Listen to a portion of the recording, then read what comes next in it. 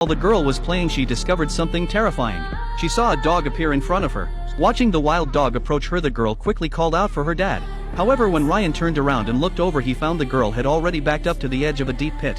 Ryan hurriedly reassured his daughter not to move. Then he tried to chase the dog away. To his surprise, the dog wasn't scared.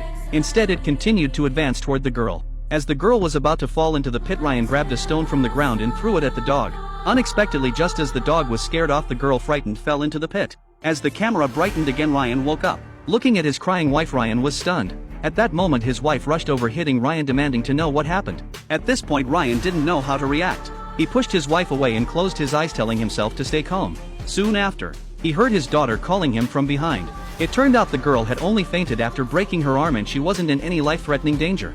Ryan quickly took his daughter to the hospital. But what struck him as strange was that every few minutes an ambulance would arrive at the hospital, and each time the patients on the ambulance would be taken inside only for medical staff with boxes to come out shortly after, obviously making some kind of exchange with the driver. Ryan didn't have time to think about it. He followed the nurse into the examination room. Soon the surgeon arrived at the scene.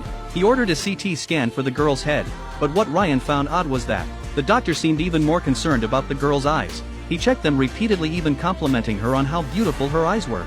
At that moment, the doctor in charge of the tests came over. When they brought the girl to the elevator, the doctor suddenly told Ryan that, due to hospital regulations, only one family member could accompany the patient in the examination area. So he asked Ryan to wait in the lobby. Several hours passed quickly. It was soon evening. Ryan woke up from his nap. He looked up at the clock and realized he had slept for 4 hours. But his wife and daughter still hadn't come out. Ryan sensed something was wrong. He went to the information desk to ask about the situation. But after the nurse checked, she said she couldn't find any record of the girl's appointment. Ryan thought they had made a mistake. So the nurse called the examination room to inquire. The response was still that no examination had been done for the girl. Ryan was stunned. Why had his wife and daughter disappeared? At that moment, someone outside was dealing with garbage. Ryan had a bad thought.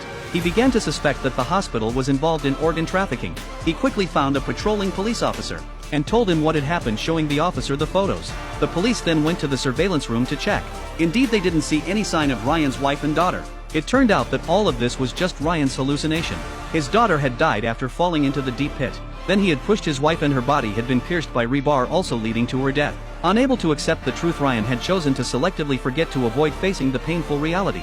At that moment, his wife and daughter were in the trunk of a car.